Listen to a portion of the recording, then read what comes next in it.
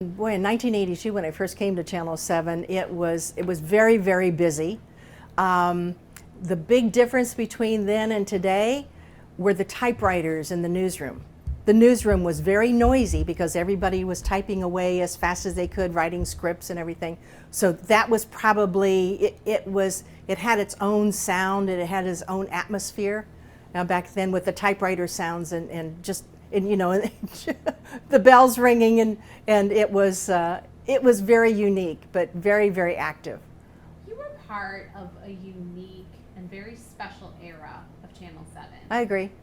What was it like to do, you probably didn't know it at the time, with Bill and Diana and you and Jerry. Right. I mean, what was it like for you during that time? Yeah. Working with Bill Bonds during that time was a very unique experience.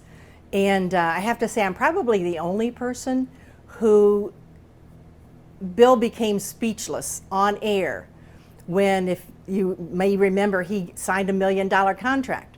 So on air, I told him, well, you know, Bill, I make more money than you do. Well, he had nothing to say. So if you remember, we had an hour newscast, and of course, Bill talked 90% of the time. So I told him, I said, my price per word is higher than yours. And of course, then he laughed and he said, you know, you're probably right. But it was a very unique time. You know, we did a lot of in-depth stories. We did a lot of documentaries. I think there was more time to devote possibly to stories, and you could have more in-depth interviews, and had a lot of research going on. So it was a very unique time, you know, with the news, and a lot of news going on at the time, of course. Was there anything in particular, any things that you remember, specialized when you're talking about in-depth, that you worked on that you're proud of that time? Well, one thing I'm very proud of during that time was at the time it was tragic to report on newborn babies being left in dumpsters. And I had to do something about it because I couldn't stand reporting that kind of news. So I worked with the prosecutors of the counties and with the state government to start the Safe Baby program in Michigan, where a new mother could leave their newborn child at a safe place, at a hospital or a fire station or a police station, without any repercussions, without any charges. And the prosecutors, they had to agree to it because they had to agree not to prosecute that mother. And so that was a big change, I think, in being able to take some action to make a change. How was it like in the late 90s, right? Early 2000s? Does that sound about right? Oh, probably. You know, I was looking at the law. I was looking, because we had talked about that on the phone. Right. And I was looking at legislation that got started maybe around 1998 and 2000, and it kind of carried through. They've updated the law several times since then. Right, they have, you know, but nothing comes to mind. Yeah. Of course, the early 2000s, you've got, you know, the 9/11, Yeah. and that was tragic for everyone who worked in news. But the other thing to balance that out, you had the tragedy that you had to talk about in news and update the viewers and inform the viewers about the tragic news, but then you also balance that with interviewing people who were making huge differences in the lives of other people. They were stepping up, they were doing unique things, they were taking action to help somebody else or to help a group of people. And that's the way I think that you balance the news during that time. You were here for the Stand Up and Tell Your Friend Detroit. Do you Yes. remember that? What was that like to be a part of that? That kind of it's a very iconic promotion for Channel 7. It was. I think I remember the most of the things that we remember about that time when we did promos like that, like the Stand Up Detroit. You have to remember we're all together in one space at one time, and it's a unique opportunity because even though you work together, you don't necessarily be in one place at one time at the time. We had such a good time because the Channel 7 group of employees, they're like family. So when we all got together like a family, we're laughing and joking and catching up with everybody's lives. So we're doing a promo as well, but we're also enjoying each other's company, as Yeah. as a family would. I mean, we all kind of work different shifts, right? Right, we right. Never, you might see, we never kind of cross paths at the same time. That's right. You know, you're all working different shifts, and to have the opportunity to all be together at one place and then do a stand-up Detroit promo. I mean, yeah, you're doing the promo, but you're really enjoying the company of your coworkers because they are like family. Let's talk about some of the other programs that were on in the 80s, like Kelly and Company. Right. Can you speak to what it was like to see that show on air? Because it was so unique, and it launched a lot of other Right. shows like Kelly and Regis, or it wasn't even Kelly back then. Right, it was Regis and Regis. Kathy Lee. Kathy. Remember that? Yes. Yeah, right.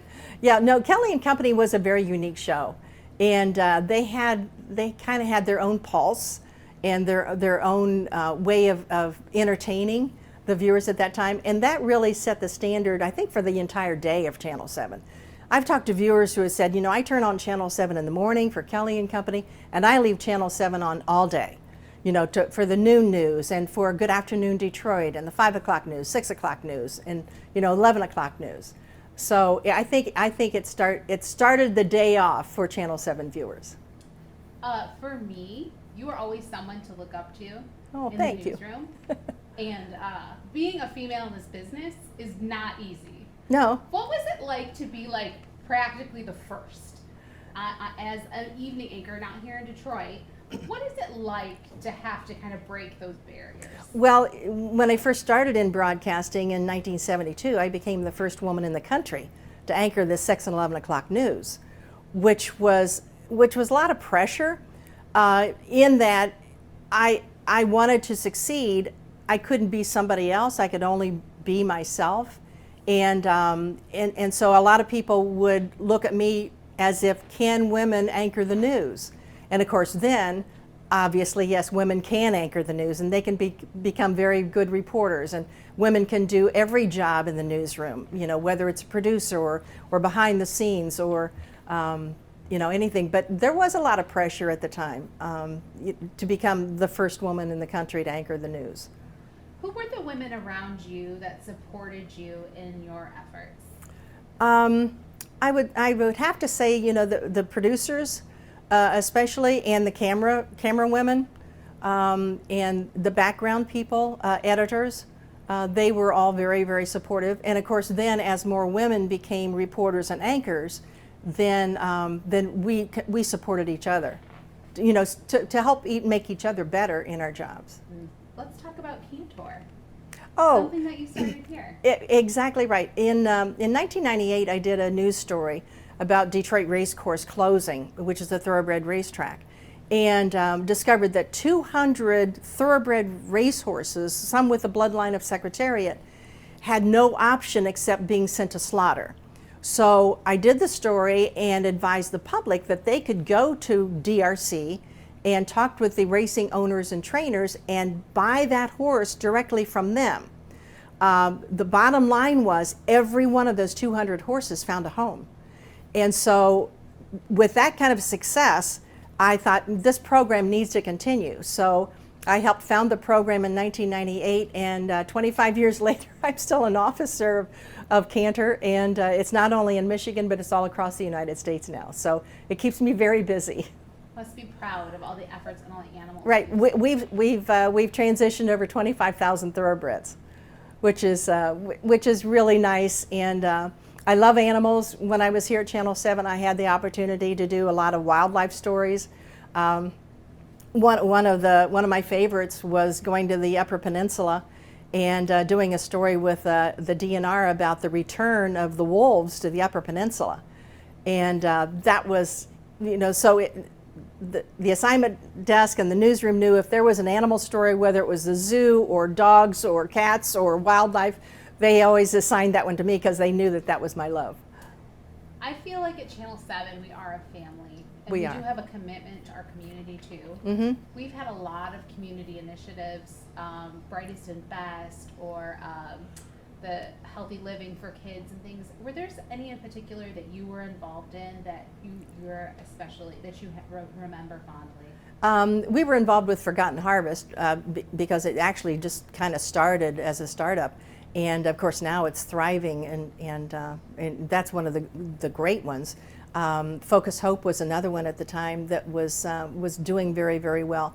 But there were so many.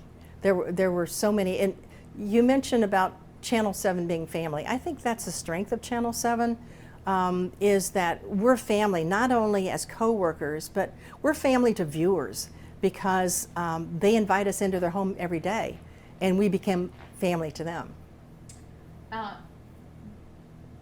Do you particularly remember one winter when St. Vincent de Paul, there was a huge fire and they had lost everything, right? And Grace, I believe it was Grace said, we've got to do something about this. Mm-hmm. And they kind of they replenished everything, like, and the Channel 7 viewers just really stepped up.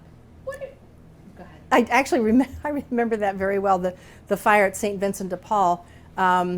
For some reason, we were here at Channel 7, most of us were here at Channel 7, wearing Christmas sweaters, because I remember it so well, wearing Christmas sweaters, and we heard about this, and we immediately went into action and put something on the air, and went outside in our Christmas sweaters instead of our anchor outfits, and the people just started arriving, because we became a gathering place to replenish some of the supplies that St. Vincent de Paul had lost.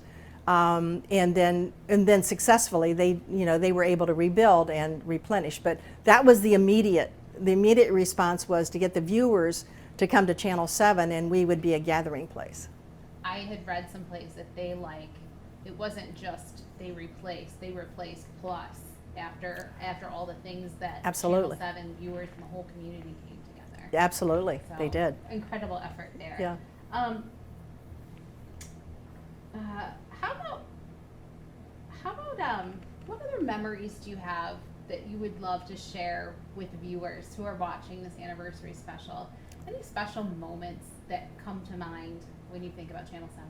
Wow, there are just so many. I think the special moments for me were being able to interview the people whose names you wouldn't recognize, the people who are going beyond and doing unique things and really putting their heart and their life into helping other people. And I'll never forget those people. They're unnamed. You wouldn't recognize their names anyway. But they're still out there doing that good work. So those are the things I'm really going to take away from my nearly 30 years at Channel 7. What about some of the big interviews that you've had? Do you Oh, any in particular? Well, stand out? there are so many big interviews that I've had, and the people that I really enjoyed interviewing were Bo Schembechler, Hoot McInerney, Jimmy Boutsikaris of the Lindell AC. They weren't, and of course then you have the politicians, and you have the names that everybody knows, Oprah Winfrey. But again, I think the ones that had the biggest impact were the names that people didn't recognize, who were stepping up and doing things to help people. Why do you think that Channel 7 in the 80s, the 90s, into the 2000s, when you were here, what made Channel 7 such a powerhouse? Channel 7 was a powerhouse, I think, in the 80s and 90s and on, because of the atmosphere, because we became family to the viewers. They knew that they could count on us, not only for the news, but they could count on us, to bring them everything that was happening in Detroit, everything that was relevant to their lives. I remember anchoring with Bill Bonds, and some viewers said, I would never miss watching the 5 o'clock news with you and Bill Bonds, because I'd be afraid I'd miss something. And of course, anchoring with Bill Bonds, sometimes you never knew what was going to happen on air. And whether it was something funny or whether it was something that he would bring out in a great interview. But a lot of the viewers said, I keep watching because I'm afraid I'm going to miss something. But so we not only gave them all the news, but we gave them all the extra stuff and we became family to them. What else would you like to talk about that I missed? Boy, I think you've really covered everything. I think the strength of Channel 7 throughout the years has been that we are family to each other, but we're family to the viewers. As they invite us into their homes, They feel they know us, which is really, really great. When we see people on the street, they came up, they may give us a hug because they feel that we are part of their family.